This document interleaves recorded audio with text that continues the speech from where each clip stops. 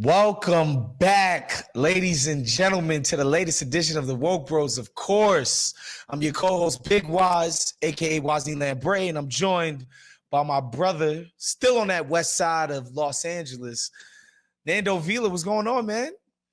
Man, missed you, dude. You were off in Europe, fucking being A lot's happened since the last time we talked, man. Lots happened, dude. A few more stamps in the passport, Republican debate heating up, the European soccer leagues have started back up. NFL's around the corner. Man, it's crazy, but it's good. It's good to be back, bro. Yeah, we haven't potted in a long time. People are tweeting at us like, where the hell are you guys? Sorry about that, guys, but it's the summer months, man. Me and Nando gotta enjoy ourselves in the summer and get to things, but I'm very happy to be back. I think things are finally starting to pick up a little bit on the politics side of things. As you know, believe it or not, 2024, the calendar year is basically almost upon us, and there's a Republican field sort of gathering, probably for no reason, quite frankly. But if you look at the polls, it's still fun to consider. And they had that debate the other night.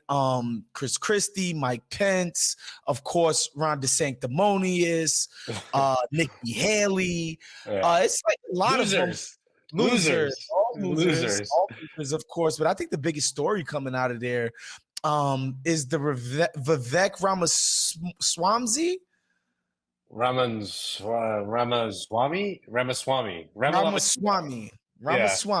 Vivek Ramaswamy. I'm not trying to be racial, y'all. Don't cancel me. I just genuinely forgot how to pronounce the homie's name.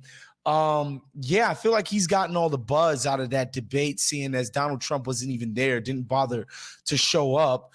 And the consensus seems to be that every single other candidate despises this guy with a passion. Yeah, they hate him. They see because like all those other guys, I mean, they're losers, all of them. Don't get me wrong. I mean, there's like a few like weirdos and shit on there that I don't know how the hell they got up there, but like, a bunch of these guys like Mike Pence, he was the vice president. Nikki Haley, she was in the ambassador to the UN. Wasn't she like the she did ambassador to the UN. Ron DeSanctimonious is the governor of Florida, and blah blah blah. So they're like, they think that they're like, well, also like real experienced people. That's what I'm saying. Like Mike Pence was the governor of Indiana. Like he actually had to do governance, and Nikki Haley, same thing, and Ron DeSantis. Like it's like, guys, bro, we're pretty successful politicians. We've gotten elected statewide. We'd have to, sign off on bills and X, Y, and Z, and like we're actual political movers. And you just showed up. Yeah. And this guy, like, I mean, I'm not the first person to say this, but, he reminds a lot of people. He's like a right-wing Mayor Pete. Like he's got like extreme Mayor Pete energy because he's like young, he's 38 and he's a millennial. So he's got like all the cultural references of a millennial. So like, I just sent you a link that he goes around the campaign trail rapping Eminem's "Lose Yourself." It's like, but he like throws in like right wing shit into it. I mean, like maybe we could like splice it in, but and Eminem had to like send him a cease and desist letter. Like, bro, stop it. Yeah, please, for the love of God, of all time. But this guy's story is kind of interesting in that. So he's obviously of Indian descent. His family were part of, how India has the caste system. They're Brahmins. They're the upper part of the. Oh, wow. So he was born into the upper echelon of Indian society. Yeah. Wow. Okay. And so then this dude worked at a hedge fund out of college and, made a decent chunk of change. And then he had this idea of. Hold on, Jerv's about to play the video. Please play that, Jerv. Thank you, sir. You wrote down the whole crowd.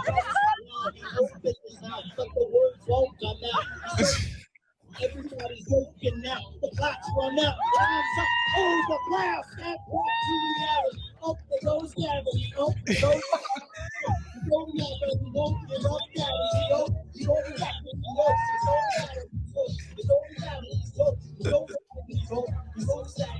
Oh my god. Oh my god. Have you seen a more embarrassing thing in your whole life? Jesus Christ. Oh my god. This makes me want to jump out of my own skin. My God. Yeah. Whew. So he's like a millennial. He's young. He's fresh. Blah blah blah. He says crazy things. Blah blah blah. So this dude, his story is kind of like I said. He's a Brahmin from the Brahmin caste in India, the upper class, and that's his family descent. And he he went to some elite school. I forgot which one. And then he worked for a hedge fund and made a lot of money, as one does when you work in a hedge fund and you go to elite school. And then he had this idea of starting a biotech company. Okay. And so what he did was he incorporated this company in Bermuda. Like Elizabeth Holmes. It's exactly like Elizabeth Holmes. Okay. So Harvard University, Yale Law School. There you go. That's the pedigree. I think he was, like, I think he and Ron both went to Yale Law School, Ron DeSanctimonious. But so this motherfucker, he has this idea of starting a biotech company, kind of like Elizabeth Holmes. And what he did was there was this drug that some big pharmaceutical company was trying to develop that was supposed to be a cure for Alzheimer's. Okay. And he bought the patent for that drug for $5 million. Now you would think like a drug like that, it's worth would be bajillions of dollars. I mean, like cure Alzheimer's. Like that's crazy. The reason why it was $5 million was because it failed every single drug test. Like it just didn't work. It just didn't work. Like, I think it failed like 5 clinical trials or some fucking thing like that. And so the pharmaceutical company basically was just like giving up on the drug, and some guys like offering them $5 million. Like, hey, fine, we'll cover some of our losses, and give this fucking joker. So what he did then was he rebranded it. He changed the name. And then I think he got like his father or his mother or something who was like a doctor or something in on the clinical trial that then he ran. And it like got like some encouraging results in the clinical trial, rebranded the drug, and then took the company public. And it was one of like the most successful IPOs. That's crazy. In recent, and he like crazy. The value of the company just ballooned, and so he was like, "So it's a scam." It's a fucking scam. It's a straight up scam. And then he pulled the money out, like he sold shares, pulled the money out, and then the company now I get to collapse. And now I get to be a billionaire. Now I get to be a billionaire, and the company's stock like fucking collapsed because when they realized that this drug was absolutely worthless, much like the Theranos thing. But like he's just a billionaire. He's literally a 38-year-old billionaire. Like he just stole money. Like he just stole the money, like straight up.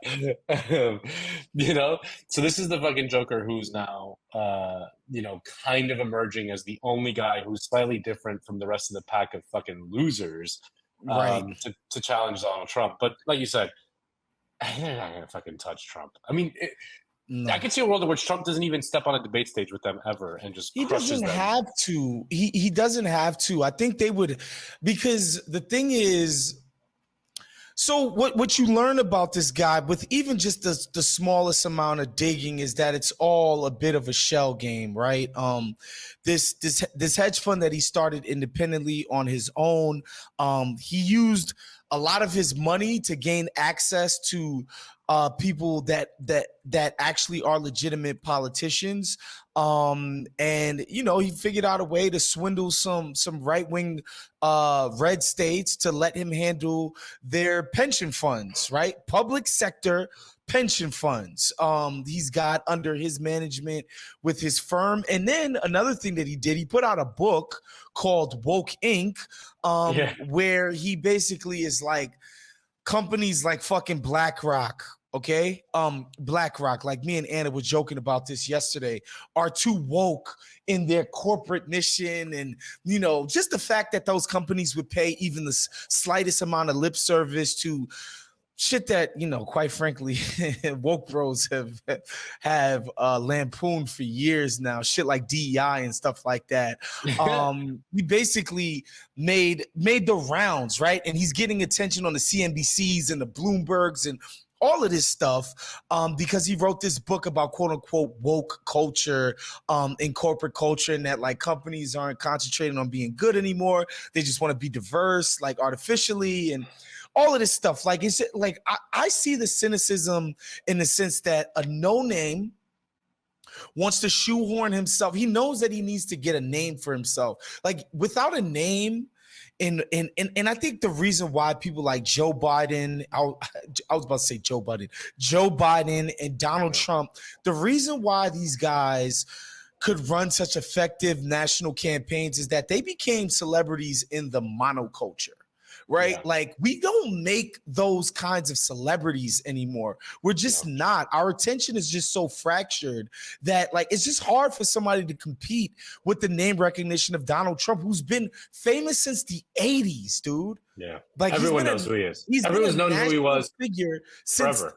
The 1980s. Since 40 years, he's been a famous person. Like, you can't combat that, right? And so you have to find these cheaper ways to get your name out there. And part of it is tapping into a discourse that is legitimately the hot button, quote unquote, political. Obviously, you guys, our listeners, are smart enough because you listen to this show to know that the culture war is not actual politics. Like, it's kind of a distraction. Not even kind of, it's absolutely a distraction and it's bullshit, but it does get a lot of oxygen in media. Yeah. And it will get you on CNBC. It will get you on Fox News. Bloomberg will cover your shit. Politico will cover your stuff. And if you want to get into the political realm, like, it's a freaking easy way to do it. And so a rich guy who actually, you know, who as ill-gotten as his fucking gains are, he's legitimately rich. He can get a book out fucking published. And if he's talking about something like wokeness, and he's talking and he's speaking on it from the position of a guy coming from the C-suite, he's going to get attention, right? And so he used that to get some political connections, and now he shoehorned his way onto the Republican primary stage. And the thing about that is that I do think actually being slightly against wokeness is like legitimately popular, that people are 100%. Oh yeah. But the thing is, definitely. you have to be it. You can't just like talk, like you should never talk about it. You just have to be it. Like, that's Joe Biden. Like, Joe Biden compared to all the other people in the Democratic Party debates in the last round. Like, Joe Biden's not like a woke guy. Like, no one would ever accuse him of that. You know, like, he's just like he's like slightly behind the times, and he's like kind of like where most people are. Like, that's the best way to be. You can't be like Ron DeSanctimonious. He's too self-consciously unwoke. Like, it's like weird. He's just like, and people are like, shut the fuck up, dude. Like, this is weird. Like, you're like, just be the change you want to be in the world. Like, don't talk about it. You know, like, and that's really the key. And Trump, by the way, is too. Like, Trump is nowhere near as, you know, like, when they try to, like, they all assume he is kind of like that. So whenever you see him in interviews, like, they'll ask him leading questions about it and stuff, and he never really takes the bait. I mean, he never really takes the bait on anything. He just kind of talks about whatever he wants. Like, did you watch any clips of his interview with Tucker? No, I haven't. I've just seen the clips of his Truth Social solo videos where he said they indicted your favorite president, me. No. You have to remind people, like, we're gonna find some good ones here. This one, I'm gonna not. Okay, Jerv, play this one, and I'm not gonna tell Wos what it's about because you're gonna fucking love this. Play it. Just play it. Play the clip. Right, but yeah, Trump isn't as self-consciously unwoke as these people. I think Trump he's just got better people skills and understand. Like, as crazy as this guy is, he has such a better instinct for how people actually are. And he understands that people do like dirty jokes. Like, people do like when you say something inappropriate. Like, you're gonna get a reaction in most rooms. Like, he knows what to say. Like, man, that I don't know if I've ever seen. Go ahead, play that thing, Jerry. So back to Biden, I'm interested. So you think he's failing? He obviously is failing. I think it's clear to everybody. But that would make Kamala Harris the candidate? Well, not really. I mean, I guess they'd have maybe a free-for-all. A lot of people say she has to remain for certain reasons the candidate. She has to. I don't think that's true, actually. I don't think that other people would stand for it. She has some bad moments. Her moments are almost as bad as his. I think his are worse, actually. Yeah. She seems pretty senile, too. She speaks in rhyme. Weird. But she has bad moments. And in rhyme? What do you? Well, the way she talks, the bus will go here and then the bus will go there because that's what buses do. And it's weird. The whole thing is weird. This is not a president of the United States future. And I think they'll probably have some kind of a primary and other people will get involved. Oh, man. Newsom, right? I mean, Could be. I mean, so good. I always got along well with him, believe it or not. The bus will go there. Could be him, could be somebody else.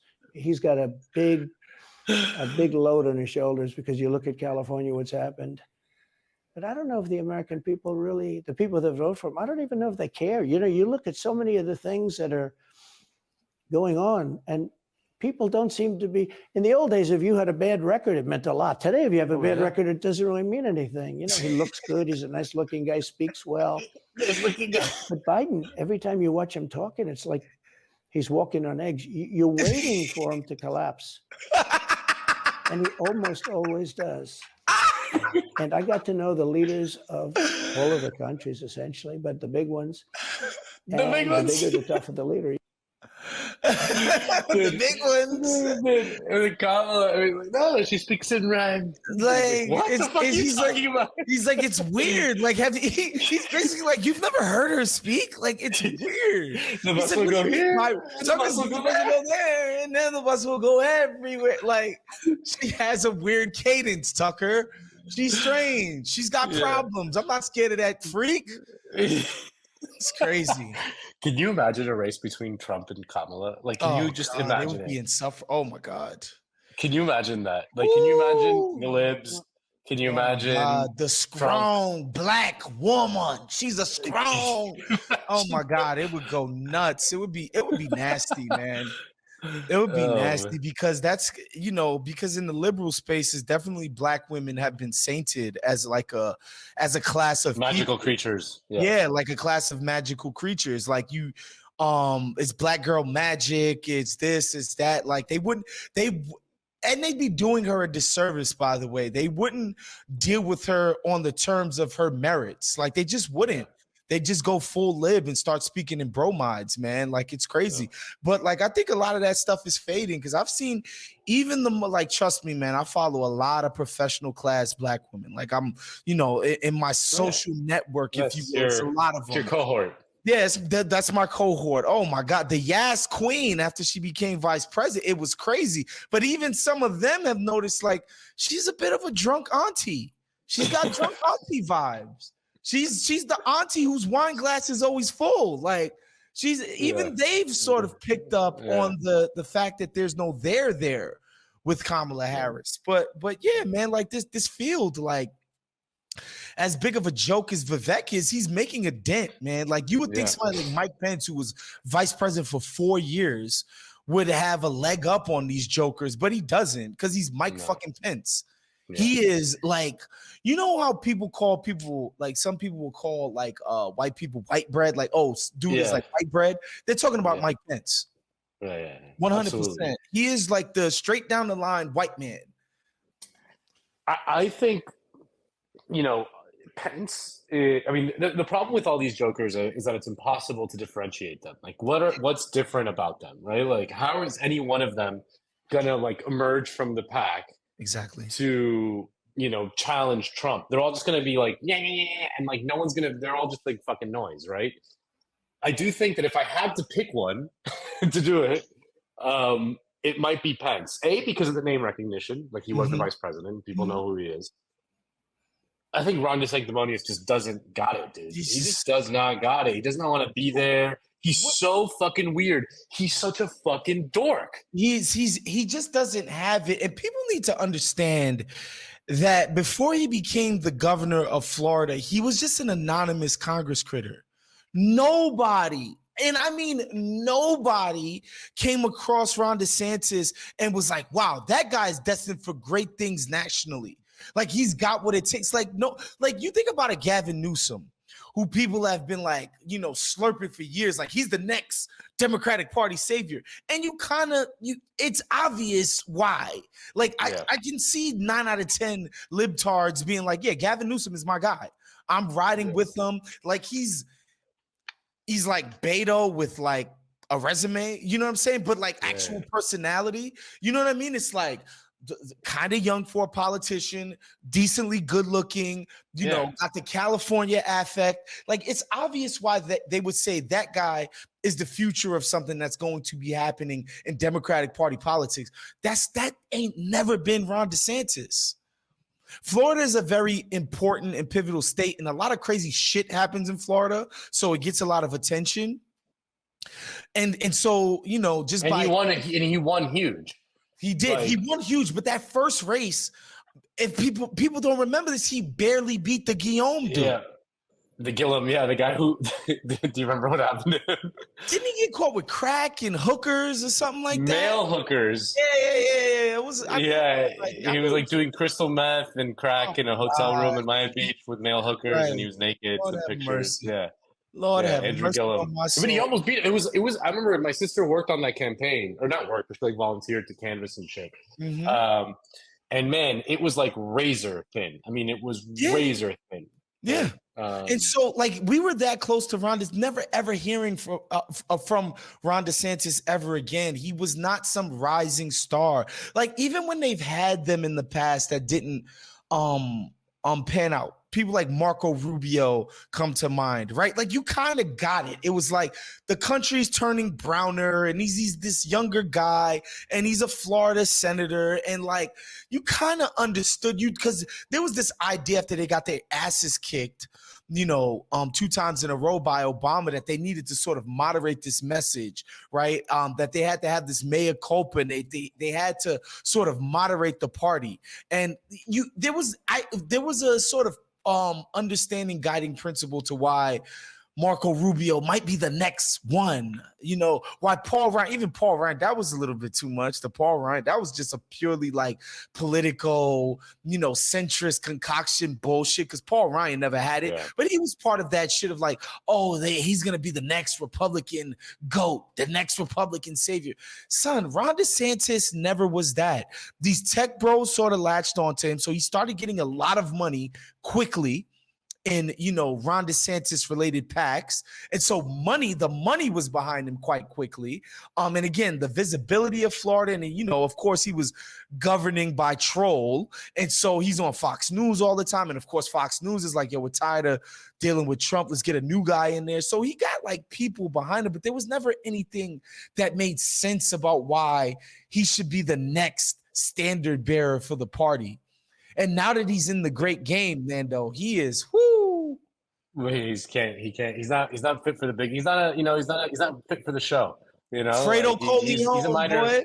Yeah, he's a minor league ball player. He's not ready for the show. Yeah, I mean, I was talking about it with someone like the other day, where it's like the way you have to analyze politics these days. People like overthink a lot of what I would call more cosmetic issues, like how someone looks or how someone talks or what their identity represents. Like, does not matter anymore. Like, it just does not matter in either party, you know? And what really you have to look at is, like, I mean, the way like the kids say it is like how based the person is, you know, versus like how cucked the person is, you know.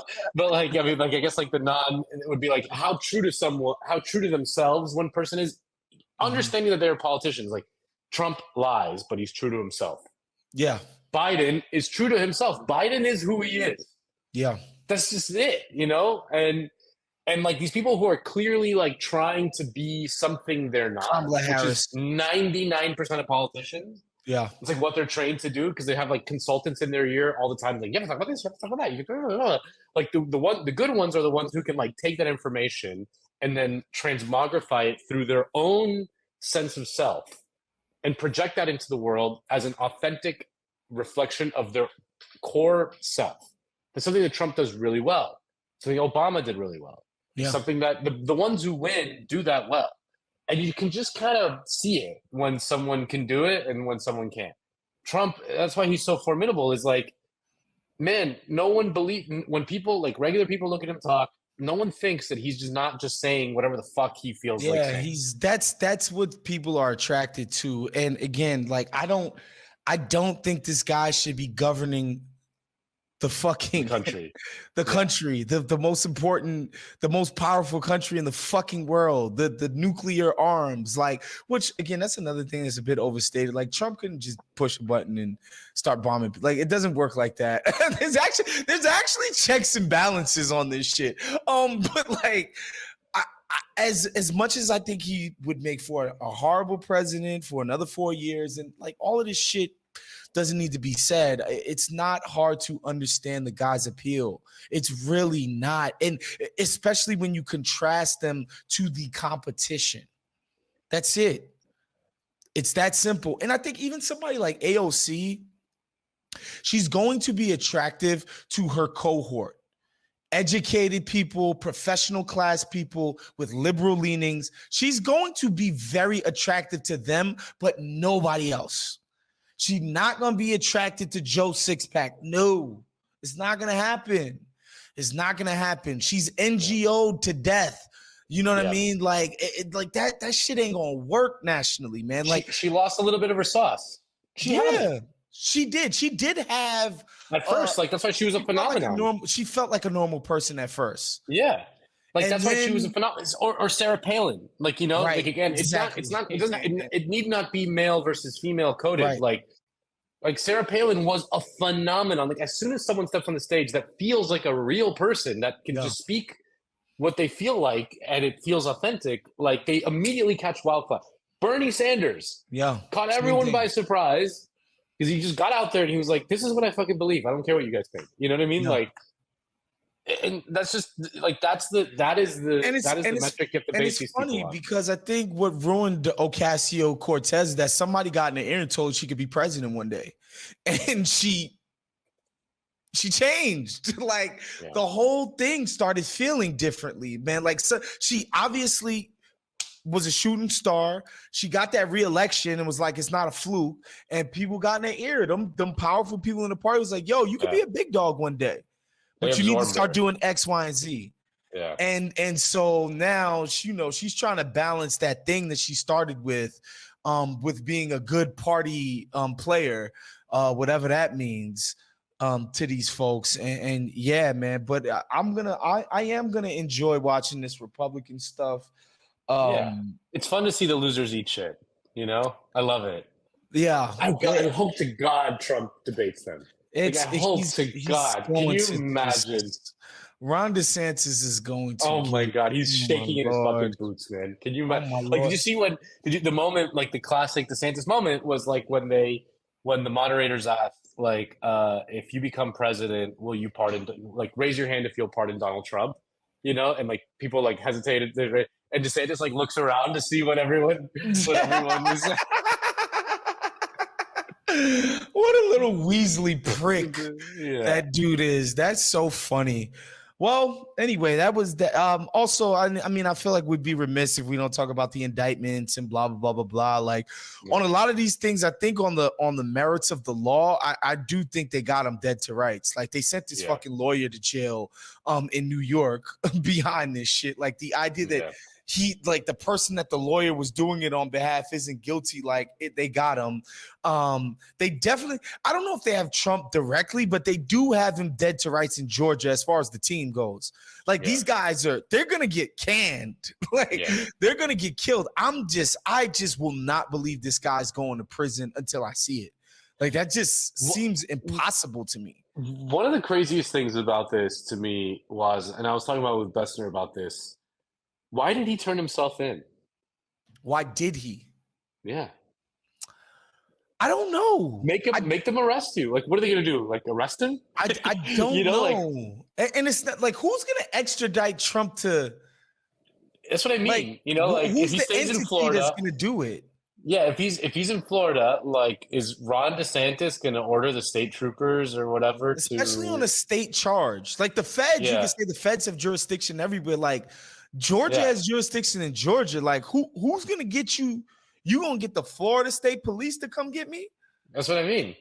And then and then just end Ron DeSantis. You know? I mean, that is an excellent question. Because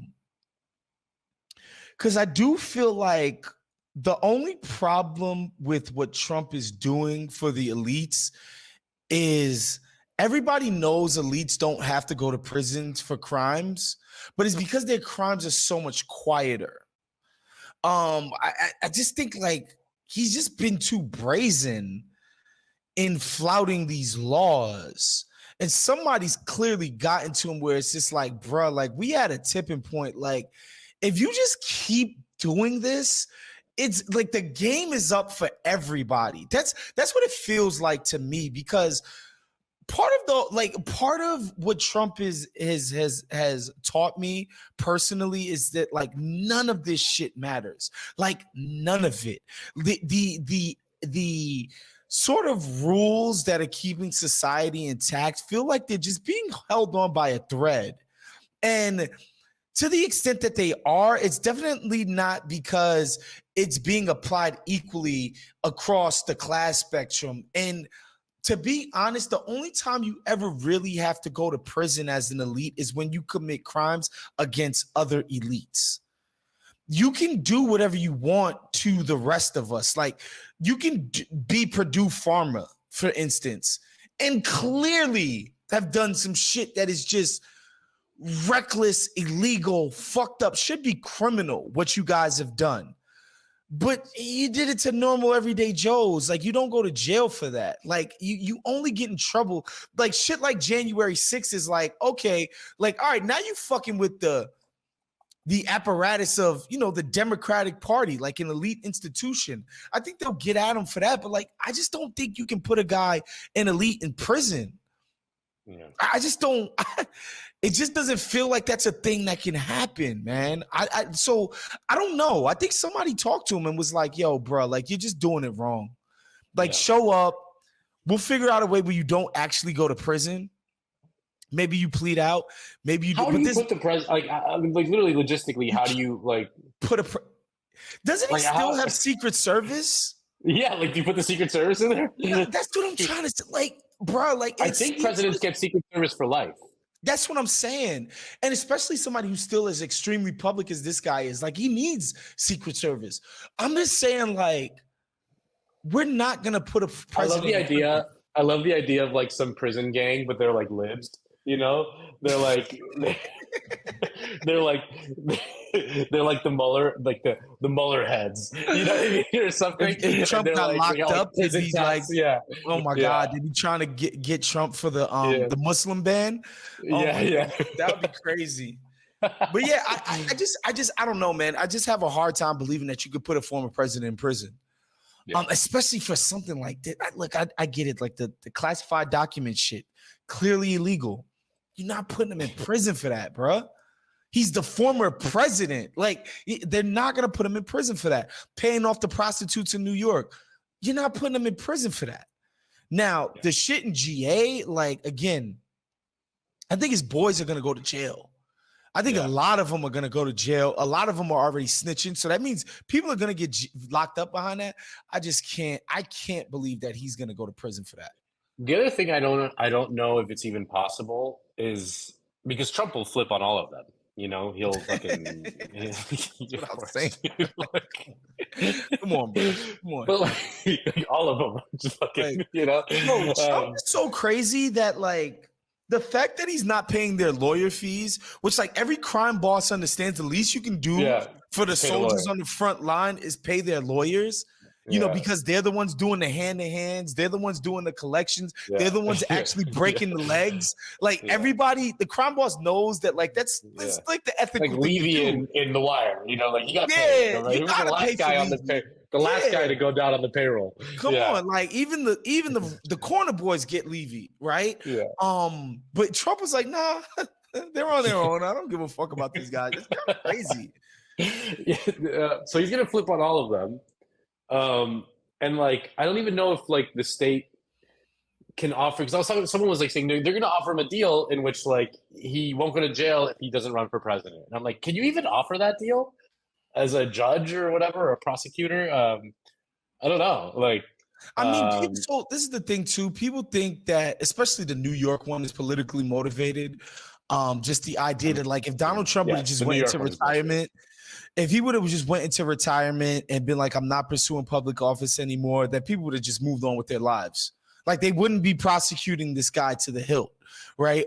It's because he's still trying to run for president. And there's this shit where people are like, oh, in a lot of red states, you can't run for office if you've committed a felony and you haven't done your time yet. Like you're still you still owe the people some restitution for the crimes you've committed. And I'm like, guys, if it's red states that it's in, they'll just change the laws the next day. It's not, and it's not, I don't think I think you can still run for national office. I mean, Eugene Debs famously ran for president from prison. Like from inside the prison. So and he got like 19 million votes or something crazy. And so I don't think there's any stopping this guy from running. He's gonna run. The Dems are just gonna have to beat him again. Yeah. That's it. It's that simple. Yeah. But okay, before we get out of here, I do want to talk about this Spanish Soccer Federation. Congrats to the women of the Spanish World Cup team. They killed it. They won the World Cup, the Women's World Cup. The world has finally caught up to the U.S. to the point where they bust their asses this tournament. But there's been, a lot of controversy surrounding the Spanish Federation. The one guy kissed the chick in the mouth after the win. Like it's been there's been sexual harassment claims, sexual assault claims, like all kinds of fucked up shit around the federation. And they've been like, look, we're so good at our jobs. These chicks won the World Cup. Like, how can you say that we don't deserve to be here when we manage this thing to a championship ultimately? As I was watching this thing, Nando, I'm reminded of like a convo we had up here where you were just like, yo, like these guys are so in their Spanish bubble of just Spanish culture. It's like, what are you talking? This is not fucked up behavior. Like, this is fine. Like, what are you guys talking about? There's a little bit of that going on. So I'm interested to hear your take on what's happening with that whole controversy. Well, first of all, I mean, it's one of the funniest stories to ever happen. I mean, because I don't know if you've seen the latest, but the dude's mother is on a hunger strike, locked herself in a church in her town, and she's on a hunger strike right now. She's like on day 4 of the hunger strike. To protest the treatment of her son. Oh, wow. Oh, my God.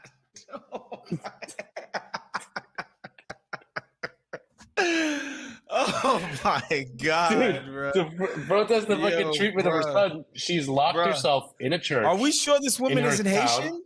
Oh, my God. That's a Haitian mother move. That's the move of a Haitian mother. Wow. Fuck you, people. My son is innocent. My son is a good boy. He would never hurt anyone. God, that's so funny, dude. So the story is wild. I mean, the fact that I did a podcast documentary thing on what happened with the Spanish women in the 2015 World Cup. I mean, the Spanish women's soccer team has been kind of besieged by controversy for many, many years. Most of it stemming from the fact that the federation is run by like just a bunch of dudes who like, just like are just not. They suck. They suck. They're not modern people. They're not. So since 2015, there's been 2 mutinies, like where the players in 2015 after the World Cup signed a letter signed by all of them saying we will not play again until this coach is fired. Which never happens. And then like this happened again a year before this World Cup, like 12 or 15 players, I forgot how many, were like, we refuse to play until you fire the coach. The federation stuck by the coach. Most of those players didn't play in the World Cup.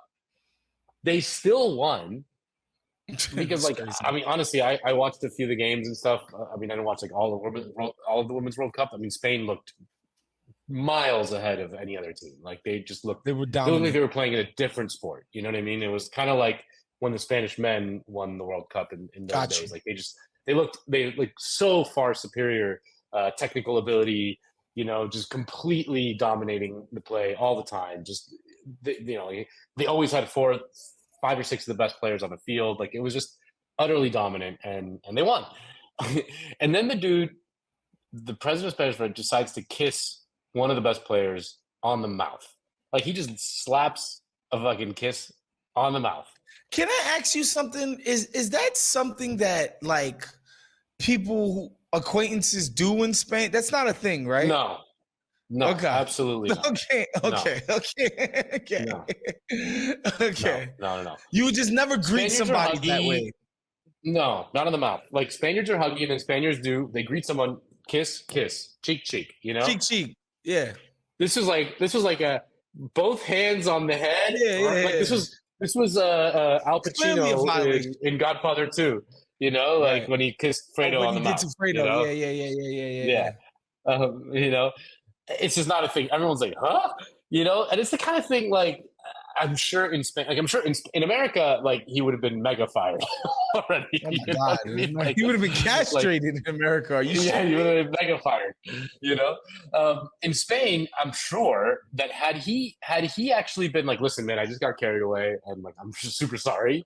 Yeah, and like begged forgiveness from the players, and maybe the player would have like helped him out because like I don't know, like maybe she would have been. But the fact that he was like doubled down, he was like, no, it was consensual. Oh my God, Jesus Christ! He said that he had a conversation with her in the moment, that he was like, because she missed the penalty in the final, and so he's like, hey, don't worry about the penalty. We won, and we couldn't have done it without you. Can I give you a kiss? And he says that she said, sure, and then he just fucking slaps the kiss on her. You know, can I give you a kiss, brother? We know you didn't say that. Yeah. We know that didn't happen. We know you didn't say, can I give you? You did not ask no permission. Yeah. Come on now. Yeah. And so, dude, it's become this crazy thing where like now people are like, that bitch is lying. You know, she consented, and it's like, in what universe? Like they're not in the same age range. Just like bro, in what universe? Like, is this in any way like? She like it was in the moment, like right when they're fucking getting the trophies and the fucking medal. Like maybe he said something and she was like, yeah, what? You know what I mean? Like, but there's no way she wanted the fucking president of the Fans Federation to fucking plant a kiss on the mouth. So this guy's the president of the Men and Women's Federation? Yeah. So all of soccer is governed by the same. This is true in Spain and in England, and so he's a really powerful guy, essentially. Yeah. He used to be, so he was a player. He was a professional player. I remember him when he was a player. He was like a random kind of left back. And what he did was when he retired, he became the head of the Players Union. So he was the president of the Spanish Men's Soccer Players Union. And then from there, he jumped to be the head of all Spanish soccer, which is a kind of this quasi public position that's part of UEFA, which is part of FIFA. Like, it's like, imagine like FIFA is broken apart into like big regional groups. Like UEFA is Europe, CONCACAF, South America, CONCACAF is North America, whatever. And then within those, each country has its own kind of governing body, and they're the ones that represent their country in FIFA and whatever. Yep. So he's that. And so he oversees all of soccer in Spain. Like, you know, like he's the head honcho. Like he runs the referees. So even the Spanish professional leagues, he's the head honcho. Yeah. In a way, yeah. It's kind of the leagues are kind of a weird thing in which they have like also a separate entity called the league that has its own president, but he kind of ultimately oversees it. Is over the guy. And crucially, he oversees the referee, because it's like they're governing the sport. You know, gotcha. So yeah, he's a powerful dude, and so, dude. So okay, so he does this, and then this is one of those moments where all that discourse that we get here in America about power dynamics and yada yada yada, like this is where it absolutely fucking applies. Yeah, like this guy 100%. He is the head of all of football in Spain. That's crazy, bro. Yeah. So, okay, so he does the fucking kiss. All of a sudden, like, you know, Spain can't even enjoy the World Cup because, like, all of a sudden everyone's talking about this. Like, they're not talking about how amazing they were. Like, the Spanish midfielder, Atenea, just won Player of the Year, UEFA Player of the Year, best player in the world now. And, like, another Spaniard who didn't even play a lot in the World Cup because she was kind of coming back from injury had won the previous two. She's like, so Spain is like, they're just fucking dominating it every time. And so like they can't enjoy it. Like if no one's celebrating it anymore because it's all focused on this thing. And so throughout the week, he then releases a statement that he claims is a joint statement between the federation and the player saying all good. The player then comes out and says like, I didn't fucking read the statement. I didn't approve the statement. This is not me. And so then there's like calls for him to resign, So then he starts leaking to the press, and he starts telling people that he's going to resign on Friday. Like this is like on a Thursday, So like all the news outlets all over the world are like, they all got the same leak. Dude gets up there on Friday at like the general meeting of the Federation, like, and he literally pulls a Leo in Wolf of Wall Street. He starts I'm not talking, fucking leaving. and then he goes, he literally did, and he kept on repeating it because like he literally started repeating it. He was like, so in Spain, to resign means dimitir, and he's like, you guys want me to dimitir? You guys want me to dimitir? He's like, he goes like that. You guys want me to dimitir? He's like, no voy a dimitir. Like, I'm not gonna resign. And he says it over and over, like, no voy a dimitir. No voy a dimitir. No voy a dimitir. I was watching. I was like, "What?" And then he starts getting excited because like the crowd there is like a pro him crowd, and they're kind of cheering him on. Yeah. So it's literally Wolf of Wall Street. It's literally Wolf of Wall Street. It's literally Wolf of Wall Street. And so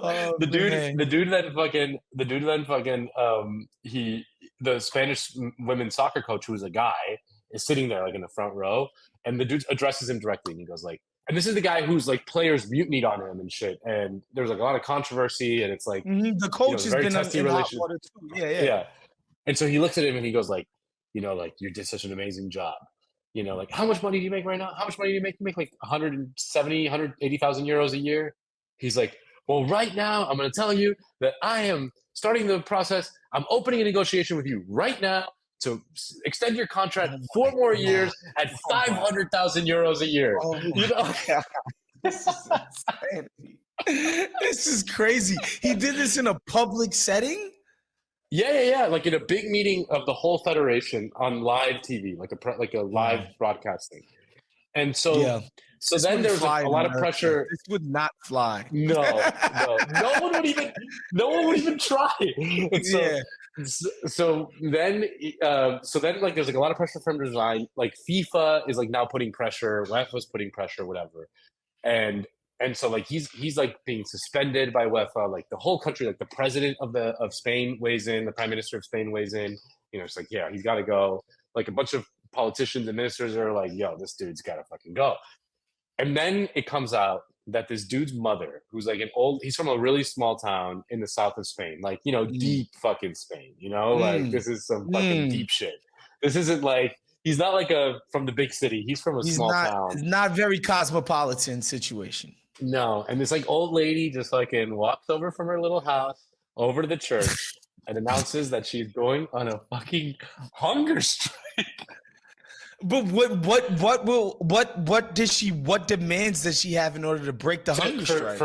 For the player to come out and say that she was lying and that this was consensual, that the persecution of her son needs to stop, and that they need to keep him in the position of the president of the Spanish Federation. That lady might end up dying, Nando. I don't think the player's gonna come out and switch it up. And so then in his town, like it's like a little small town. All the residents came out to support her outside the church with like signs, like like the player's name is Jenny Hermoso, which literally means like Jenny Beautiful. It's like Jenny Hermoso, like bitches lying, like stop lying. This is nuts, man. Dude, oh it's my fucking gosh. wild. I mean, it's still ongoing. Like, I don't know what's gonna happen, but it's like it's one of the funniest stories that has happened in a long time. I mean, I feel bad for her, honestly, because like now, like she just won the World Cup. It's the greatest moment of her life, and all of a sudden, it's like the worst moment of her life. Man, because like obviously, like the Spanish right is like, fucking women. Like you can't trust these women. Of course, bitches lying. Of course. Yeah. Oh man. All right. Well, shit, man. We will keep you guys posted on that story, as it's obviously one of the more fascinating ones in the culture today. We'll see you guys next week, man. We're gonna roll these things out more regularly. Obviously, getting back ramped up back into the swing of things. Shouts to my man John Gervais on the 1s and 2s. Nando Vila back and better than ever. Yeah, man. We'll see you guys next week. Peace out, guys. Later.